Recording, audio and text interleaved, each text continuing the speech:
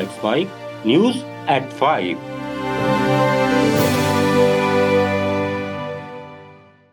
नमस्कार, let's mic में आप सुन रहे हैं न्यूज एट 5। बुलेटिन की शुरुआत हम करेंगे आज की सबसे बड़ी खबर से, फिर जानेंगे देश दुनिया और आपके अपने राज्यों तक की बड़ी अपडेट्स। केंद्रीय गृह मंत्रालय ने तमिलनाडु के करूर में शनिवार को चुनावी रैली में भगदड़ को लेकर राज्य सरकार से विस्तृत रिपोर्ट मांगी है। एक्टर विजय की रैली में भगदड़ में मरने वालों का आंकड़ा 40 तक पहुंच गया है। इनमें 16 महिलाएं और 10 बच्चे हैं। 95 लोग घायल हैं, 51 आईसीयू में भर्ती हैं। विजय की पार्टी टीवीके के नेताओं के खिलाफ पुलिस ने एफआईआर दर्ज कर ली है। उधर पार्टी ने मद्रास हाईकोर्ट में इस मामले की जांच के लिए अपील की है। पार्टी ने कहा कि यह भगदड़ हादसा नहीं, साजिश है।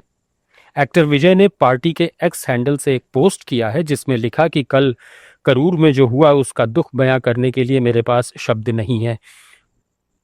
मैं मृतकों के परिजनों को 20-20 लाख और घायलों को 2-2 लाख की मदद देना चाहता हूं। तमिलनाडु के मुख्यमंत्री एमके स्टालिन ने कहा कि इतिहास में एक राजनीतिक दल के कार्यक्रम के दौरान हुए हादसे में इतनी बड़ी संख्या में लोग कभी नहीं मारे गए थे।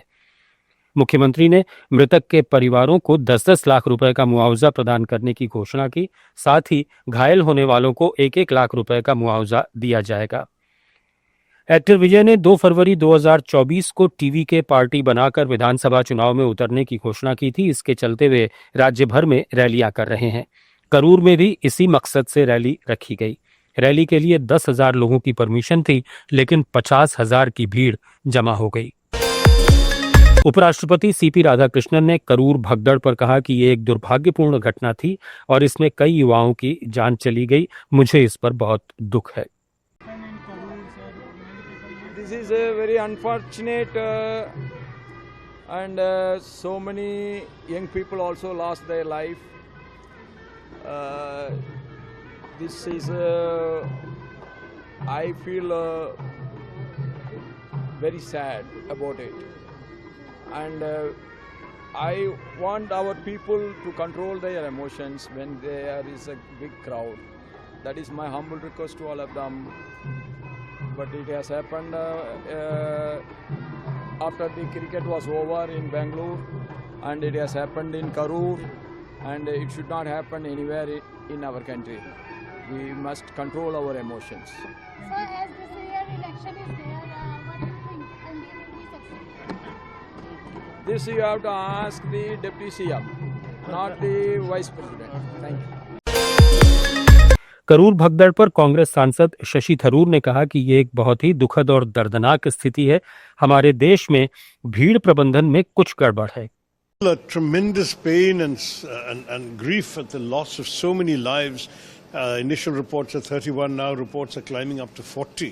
It's a very, very tragic and painful situation.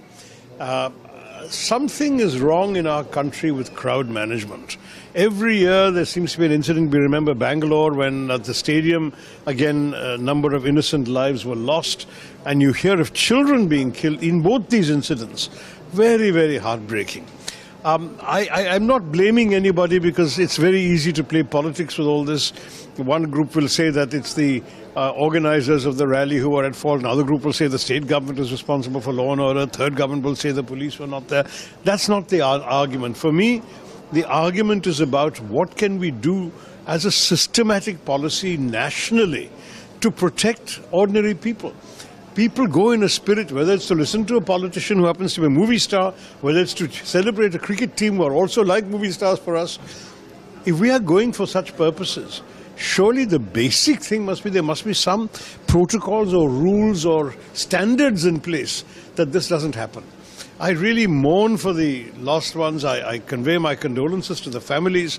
But at the same time, I earnestly appeal to the central government and all state governments to agree on a set of very strict procedures governing all large crowds in any circumstances so that we do not needlessly suffer the grief and anguish of loved ones being lost in these terrible stampedes.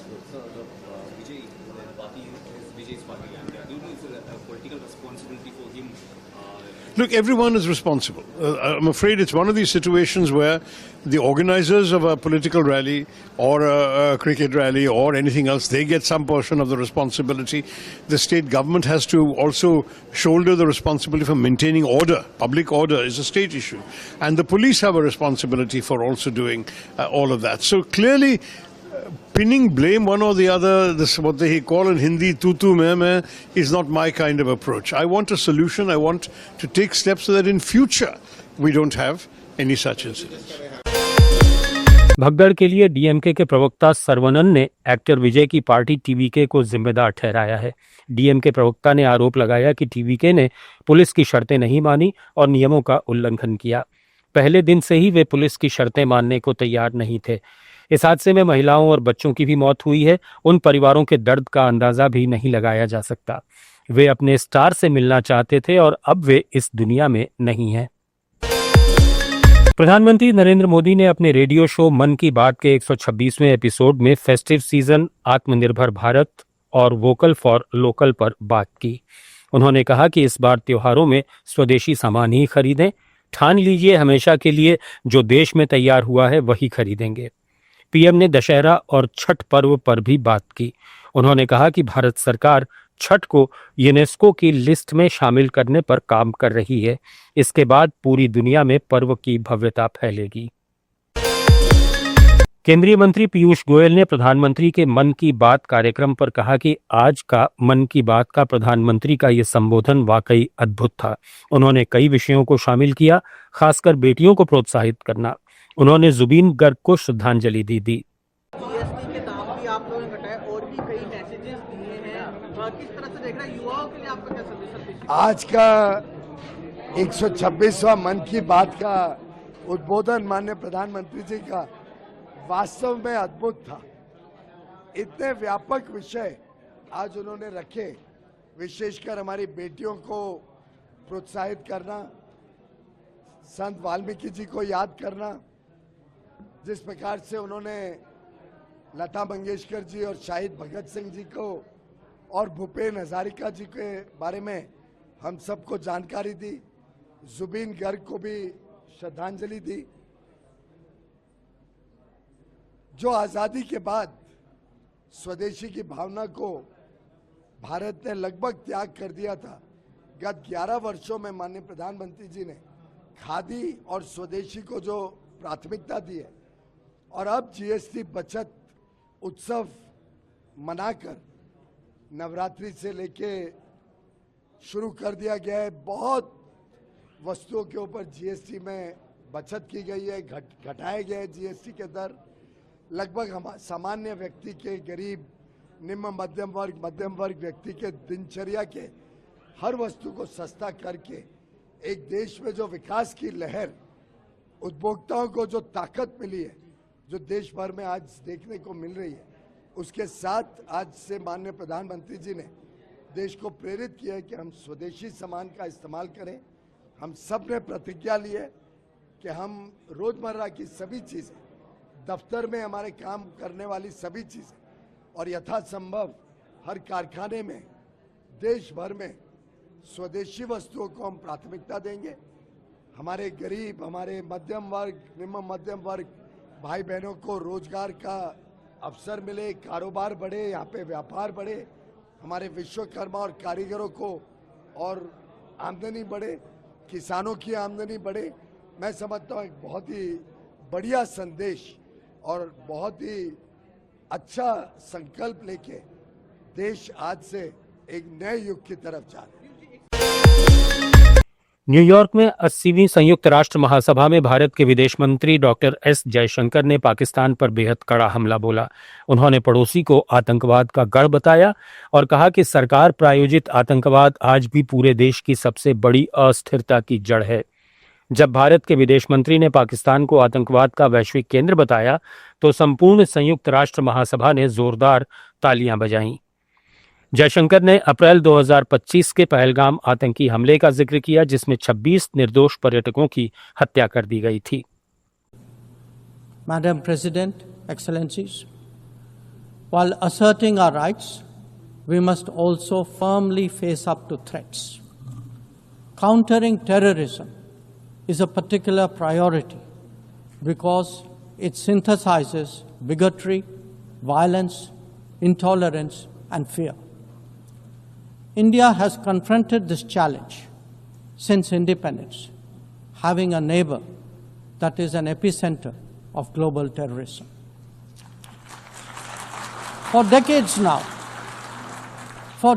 now, major international terrorist attacks are traced back to that one country. UN's designated lists of terrorists are replete with its nationals. The most recent example of cross-border barbarism was the murder of innocent tourists in Pahalgam in April this year. India exercised its right to defend its people against terrorism and brought its organizers and perpetrators to justice. Because terrorism is a shared threat, Madam President, it is essential that there is much deeper international cooperation. When nations openly declare terrorism a state policy, when terror hubs operate on an industrial scale, when terrorists are publicly glorified, then such actions must be unequivocally condemned. The financing of terrorism must be choked, even as prominent terrorists are sanctioned. Relentless pressure must be applied on the entire terrorism ecosystem. Those who condone nations that sponsor terror will find that it comes back to bite them. Bareilly में जुमे पर I love Mohammad को लेकर हुए बवाल पर उत्तर प्रदेश के मुख्यमंत्री योगी आदित्यनाथ ने कहा कि अराजकता कतई स्वीकार नहीं है। ड्रोन चोरी के नाम पर भय फैलाने वालों के खिलाफ गैंगस्टर एक्ट के तहत कार्रवाई होगी। मुख्यमंत्री ने बलरामपुर में ये बातें कहीं। उन्होंने यहां 825 करोड़ 29 लाख रुपए की 124 विकास परियोजनाओं का लोकार्पण और शिलान्यास किया। कुछ लोग रहते भारत में हैं, लेकिन गजवाए हिंद का नारा लेकर के भारत के अंदर राष्ट्र विरोधी गतिविधियों को बढ़ावा देने का कुत्सित कार्य कर रहे हैं। गजवाए हिंद हिंदुस्तान की धरती पर नहीं होगा। भारत की धरती, ये भारत के देवीय महापुरुषों, अवतारी महापुरुषों, देश के लिए अपना बलिदान देने वाले महापुरुषों के आदर्शों से संचालित होगा। गजवाए हिंद की कल्पना करना भी और उसका सपना देखना भी जहन्नुम में जाने का टिकट का रास्ता पैदा कर देगा। अगर किसी को जहन्नुम में जाना हो तो गजवाए हिंद के नाम पर अराजकता पैदा करने का कुत्सित प्रयास करें, और छद्म रूप में जो लोग इस प्रकार की गतिविधियों में लिप्त हैं वे भी कान खोल करके सुन लें। देर सवेर छांगुर जैसे हाल तो उनके भी होने ही हैं। लद्दाख में बिगड़ते हालात और पर्यावरण कार्यकर्ता सोनम वांगचुक की गिरफ्तारी को लेकर कांग्रेस ने केंद्र सरकार पर हमला बोला है। कांग्रेस अध्यक्ष मल्लिकार्जुन खड़गे ने एक बयान जारी कर भारतीय जनता पार्टी और मोदी सरकार की आलोचना करते हुए कहा कि लद्दाख के लोगों की आकांक्षाओं के साथ बार बार विश्वासघात किया गया है। खड़गे ने अपने आधिकारिक एक्स पोस्ट के जरिए कहा कि कांग्रेस लद्दाख में सरकार की शर्मनाक नाकामी और सोनम वांगचुक की सुरक्षा कानून के तहत गिरफ्तारी की कड़ी निंदा करती है। न्यूज एट 5 में फिलहाल इतना ही। बने रहिए लेट्स माइक के साथ। आप सुन रहे थे let's mike more than radio. Follow कीजिए हमें हमारे सोशल मीडिया प्लेटफॉर्म्स पर। It's time for news. It's time for More Than Radio. Presenting the first radio news app, Let's Mic. Let's Mic, a news-based app on your phone where you get to watch and listen news, talk shows, interviews, radio show podcasts, On Let's Mic, you get all relevant information of TV, print, radio, podcast, and digital. Let's Mic talks about every segment of life.